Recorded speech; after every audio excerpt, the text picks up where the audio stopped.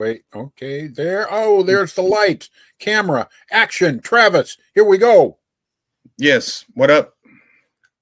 What up, I'm, dude? I'm so excited. I get to hang You out with better have Travis. us on the way. That's right. She's coming home tonight. It's always So, exciting when the missus comes home. yeah, my wife's been gone a week. We have a Oh, dear friend in Montana who is really sick, and she went up there to hang out with him and his wife, and I hope he makes it, but it's not looking real good. yeah, I'm So sorry, man. this whole sickness and death thing really sucks. Um, Yeah. yeah. Um, well, I mean, that is what makes the gospel relevant. Well, The without it, that's gospel right. is irrelevant once people stop dying. Yeah. And you have to do more than just do something like drugs and medicine to make our bodies live longer or put our consciousness into a computer, which is what a lot of transhumanists do. You got to do more than that. That ain't going to cut it because you got to keep the universe from running out of energy. Well, So, that's true, but consciousnesses aren't physical, so it ain't ever going to work. Never, ever are they going to be able to do that.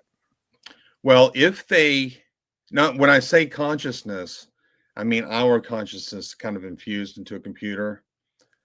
Kind of like, did you see Captain America Winter Soldier? No. It's my favorite Marvel movie. Okay. And there's a character, I don't have to get into all the details, but there's a character whose consciousness was put into a computer, so it essentially has eternal life. As Okay. long as no one just destroys the system or something, he can just live on. And that's what transhumanists want to do. They want to get to the point where your own consciousness gets infused into a computer so that you just are conscious forever. Well, that's in that movie is as close to them ever being able to really do it. It's not going to happen.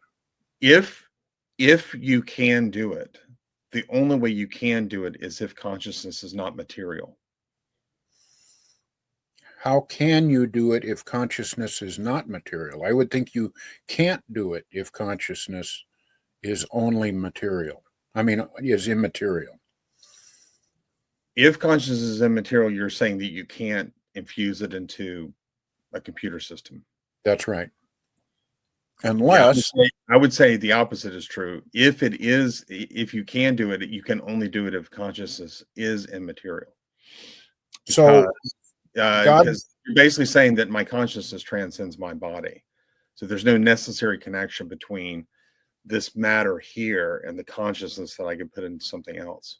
well, we did that. We did that several shows on near-death experiences, Mm-hmm. and we kind of provided a lot of evidence that our consciousness and our soul and our memory and our ability to perceive is not physical.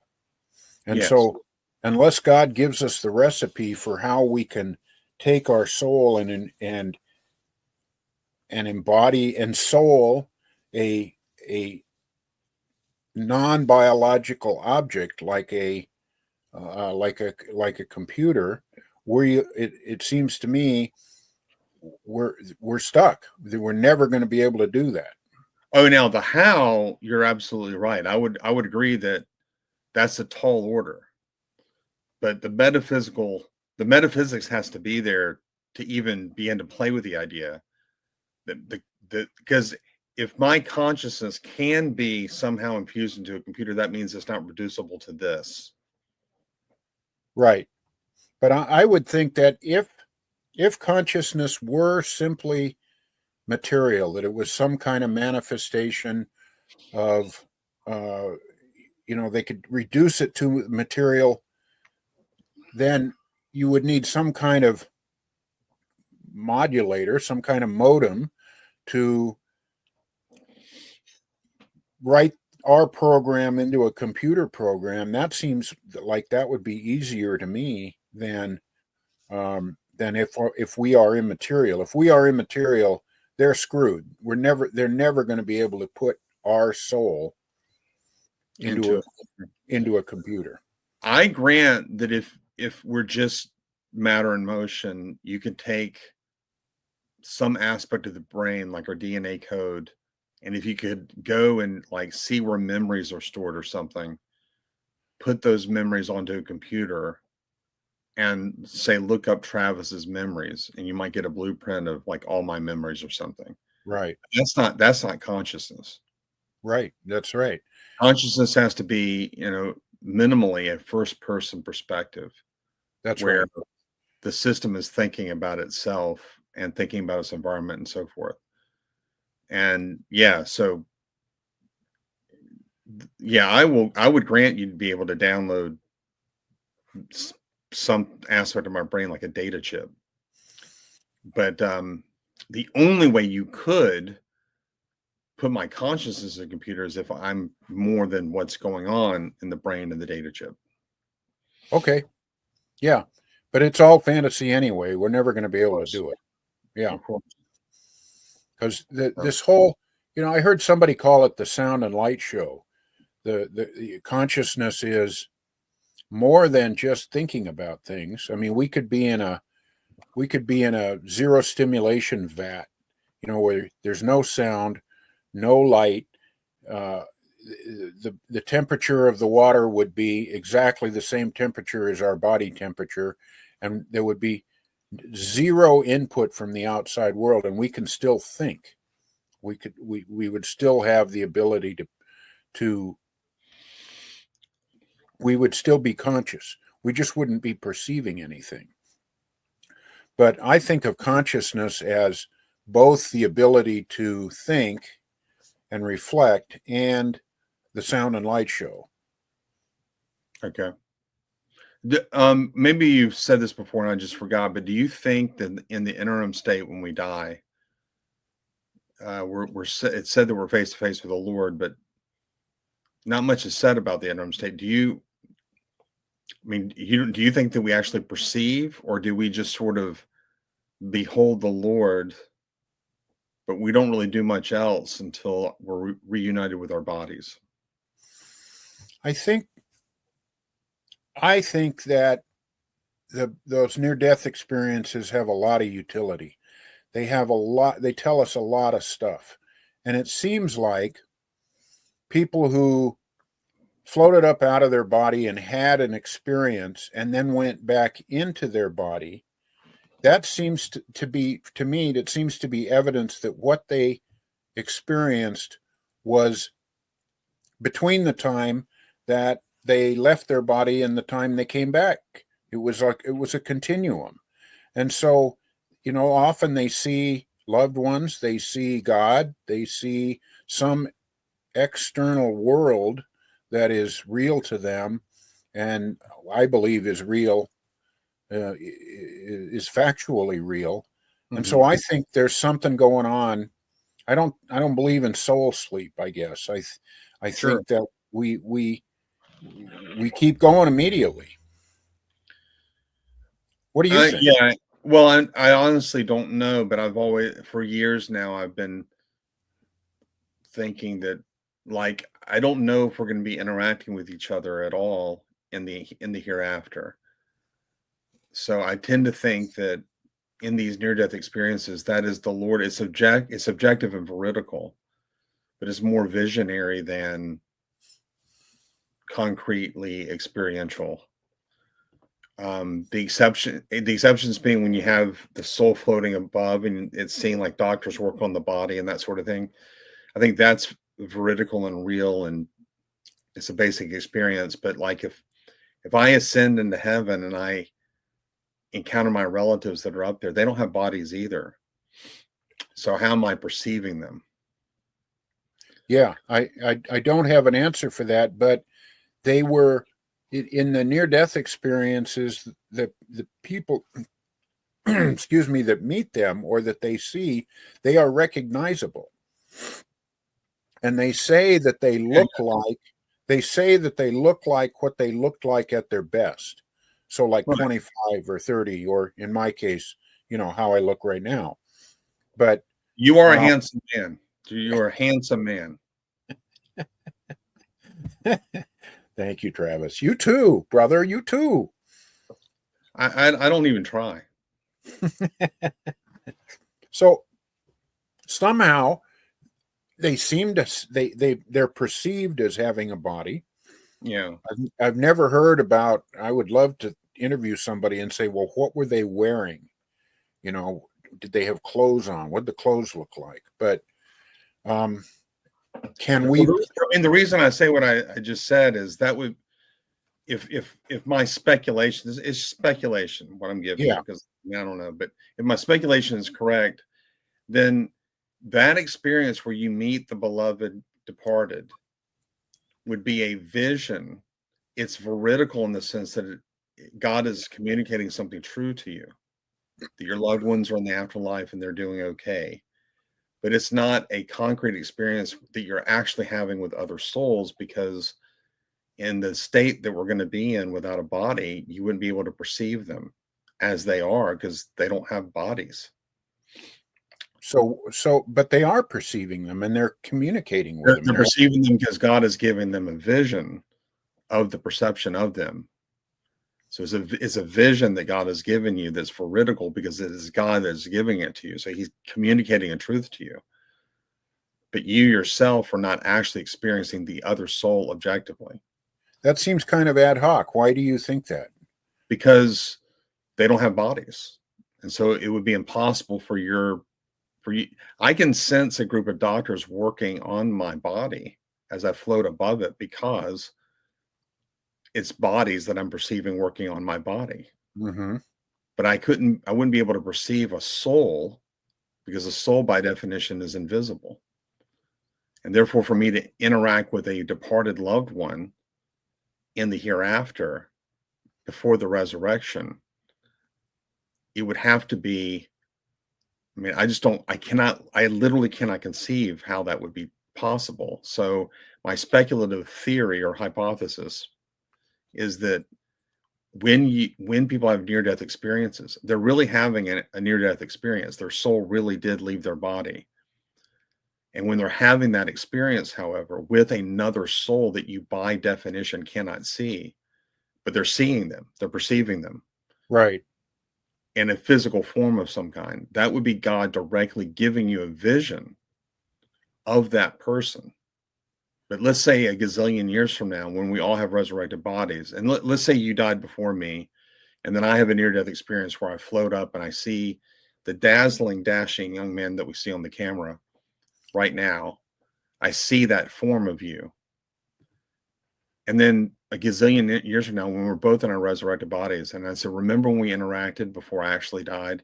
I would imagine that you might say, no, I don't have that memory, because it was not actually objectively you interacting with me. It was the Lord giving me a vision of you, telling me that you're basically the vision is a dream, if you will, that I had, wherein the Lord is basically communicating to me, your departed loved ones are okay.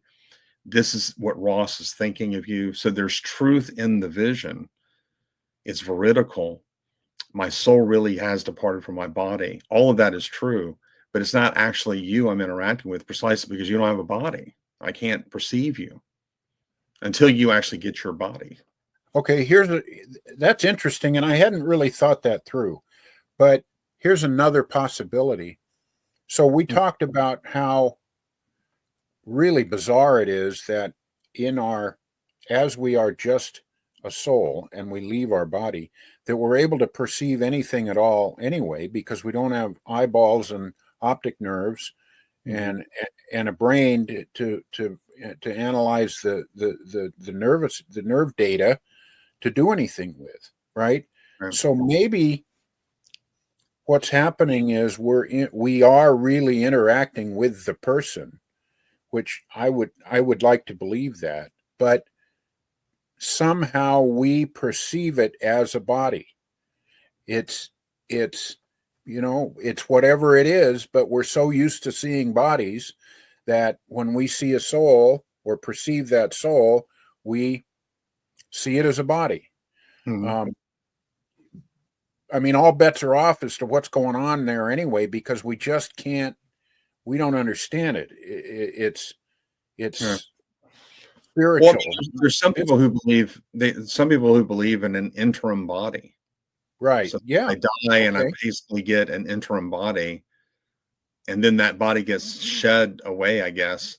But that's always been a very complicated. That to me just seems complicated. If you get your interim body, then why not just keep that body and not worry about the resurrection? It would seem like the resurrection becomes unimportant at that point. It is precisely because I'm disembodied that I'm not completely me. Well, I think the point would be maybe it's some kind of suboptimal unit. You know, it's like it's not a resurrection body. It's just it's a it's a used car that you get in between the two new cars, and it gets you along. But it seems like the resurrection body, Real, yeah, yeah, the permanent body that we're going to have, through the end of time, seems to be a physical body the new in the new Jerusalem, the new earth, that oh, we don't know absolutely. if it's going to be like Jesus's body here on earth where he could walk through walls and stuff, but still was physical in some bizarre way. But I can see that maybe that's what would happen. I don't know. Yeah, I mean, we are speculating. As a hylomorphist, there is a kind of a wrinkle in all of this because Travis Campbell just is the composition of matter and form. Mm-hmm. At death, my form and my matter will separate. That's why I'm not alive. The form is the form, or the soul is the form of the body. So it's the active principle of the body.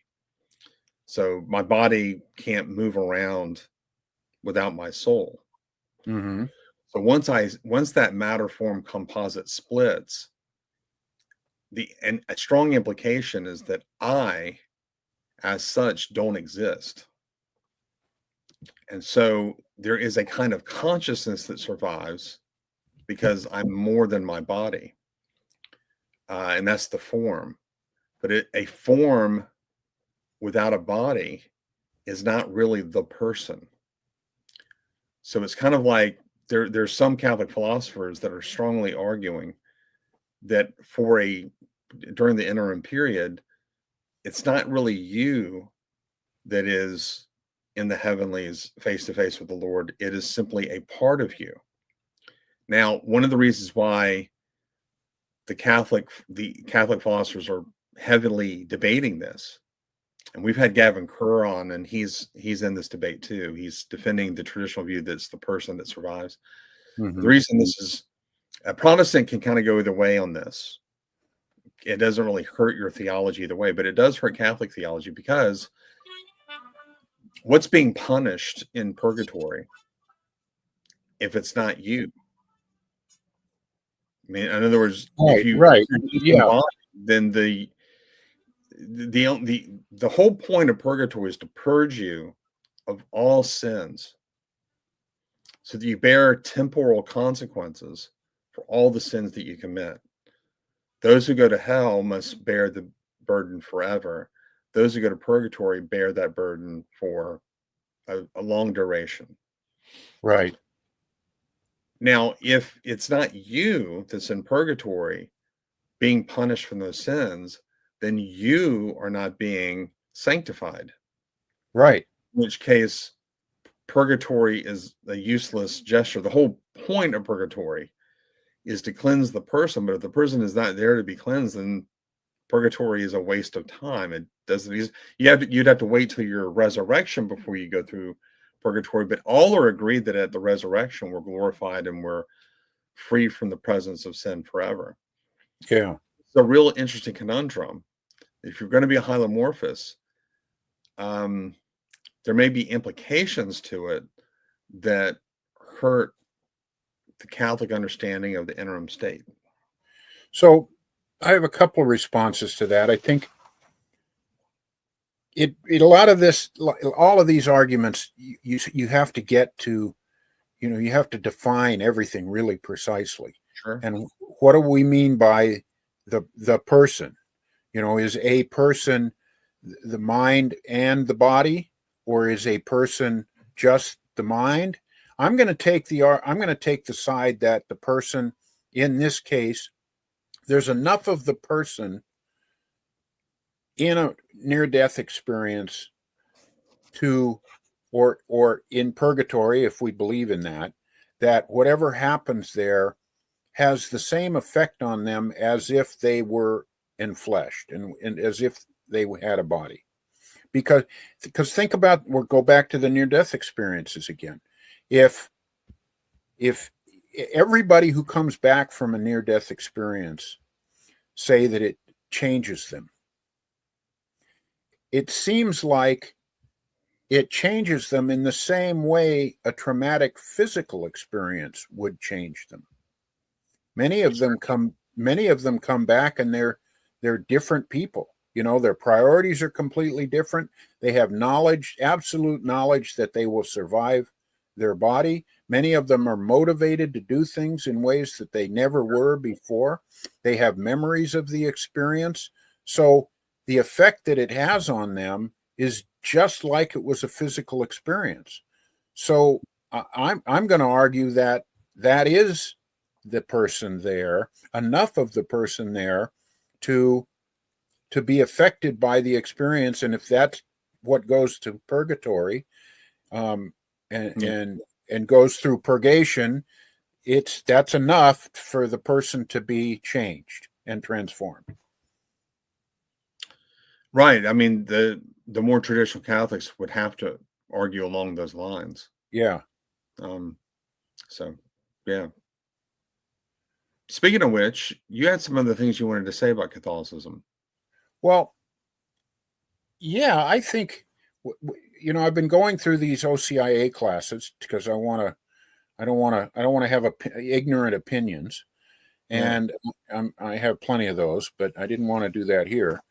And I feel like there's a lot of things I'm learning that has changed my faith for the better and enriched it and deepened it.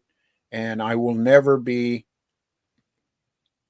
a mindless Protestant anymore, but I will be a Protestant because there's too many red flags on some other things. But we talked already about how powerful the history of the church is if you study it. Now, it's not only Catholics that study that, but it seems like only in some branches of Protestantism where you can just skate right over that and even brag that doesn't matter so much. And Right. and the Catholic Church really puts a lot of emphasis on ideas like, things like, this is what people have been doing for 2,000 years, and we're connected all the way back to the disciples. And I find there's a lot of power in that. It grounds me in a way that I think is really important to me now. I never thought about it much. And one of the other ways that is powerful is studying some of the saints, some of the average normal people who did unbelievably exemplary, wonderful things and had a life where they really served Christ. And I find those to be very motivating, and I get a lot of comfort from that. And I think one time in all my life as a Protestant have I heard a sermon on a past church figure, where the sermon was just about that person and their exemplary life. And I think that's a big mistake. Now, one of the problems with the Catholic Church is they don't have very good sermons about anything. They're like 8 minutes long, and it's basically just a good introduction. But I think the Protestant church in general could really benefit from a tighter tie to history and really talking about some of these wonderful people that are just average people like us who led these amazing lives for Christ. I agree. Now, I will say that traditionally, now that I'm the teacher of the little kids in our church. So Oh, that's great. Yeah. I don't do this now, but for years, I would do a Reformation Sunday deal where I would do a presentation on a reformational figure, but I always had plans, and I may still do this because we're about to make some changes in our church, so who knows what's going to happen. But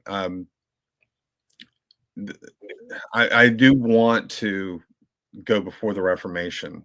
I've always wanted to do something on Aquinas for the church, but that's Sunday school. It's not a sermon. I don't think I've ever thought about preaching a sermon on a historical figure, but I certainly wouldn't be against anything like that, especially if you're doing something that's of historical significance anyway.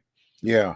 Like the White Horse Inn, Michael Horton's organization, they're having a conference in May where they're celebrating the Nicene Creed, because this is the what is the anniversary? Not the seven. It's the 1700th.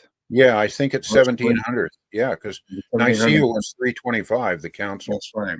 It's the 1700th anniversary of that council this year is, and so they're celebrating that. And what I love about Michael Horton is he is so historically grounded as a Protestant scholar. He's got a new book coming out with Crossway, and it's just basically sola scriptura in the Church Fathers, doing any exegesis of Scripture to defend it or anything. And anybody who is wrestling with the issue of Protestantism, I'm sure that Dr. Horton's book on sola scriptura is going to be excellent, but they need to read his 2-volume work on justification. It is a benchmark, a landmark piece, in my opinion. It is so good. I have very, very few problems with it. There are a couple of footnotes that I get a little cringe over, but besides that, I mean, it's just an incredible book, or 2-volume work. So that's a tangent. But anyways, Michael Horton is so good at just anchoring himself in tradition. I love the fact that the White Horse Inn is going to be celebrating this wonderful creed that I hate the way it came together. I don't like it when the fact that the emperor called it and was getting involved. And I mean, it was I guess is a good way to illustrate the fact that God drew a straight line with a crooked stick. Yeah. Yeah. Well, this is one of those ones where the end justifies the means, huh? Well, the way I would say is God brought good out of evil. Well, let's ask this. I'll take the opposite side of that. Could the Nicene Creed have been improved on? For what it was? Well, in a way it was. The Creed of Nicaea is different than the Nicene Creed. So the Nicene Creed that most churches recite is actually the Nicene Constantinopolitan Creed. Right. It's of 381. So there's a difference. But so it was improved upon. What I would say about the creeds is they are inerrant but not infallible. Yeah. Because they're not inspired. And they can be kind of incomplete too. I mean, Sure. Nicene Creed completely leaves out anything about Christ's life, Sure. Really. So, and that was completed in the Chalcedonian Creed. Yeah. My point is, though, that just like Scripture, the Lord used, sinful, corrupt people that were, many of whom had political ambitions and purposes, Sure. and came up with this, the ground of the first draft of this amazing document that yeah. No, absolutely. And a lot of people, this is worth repeating multiple times. I think I've said this before, but when the fathers showed up at Nicaea, they were going to compromise. That was their plan. So you had the Orthodox, what we call the Orthodox, the Trinitarians. They were the ones that were really incensed by Arius. Arius was the individual who was saying that Christ is not eternal; he's created.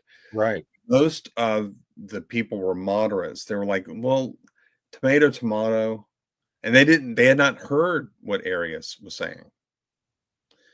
But when Eusebius of Nicomedia, not the historian, but a different individual, stood up and read Arius's doctrine.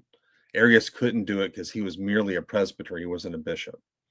So when Eusebius Nicomedia read that, that was when they heard for the first time what Arius was saying, and all of them began shouting "heretic."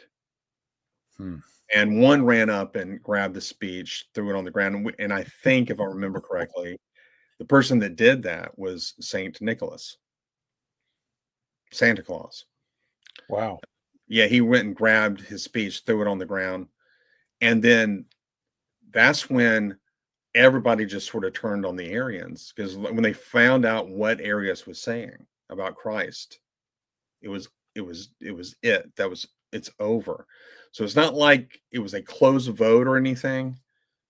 The Trinitarians overwhelmingly just said Arius is way out of bounds. Yeah. Do something about this. And so a lot of people don't appreciate that about the creed. It really was the unanimous consent of the fathers. But unfortunately, I can't elaborate because we're out of time. We're out of time. It stinks. Who set this up? I got to go tune them up. I will see you next week, my friend. All right, Travis. God bless you. Have a great week. And always love doing this. See ya.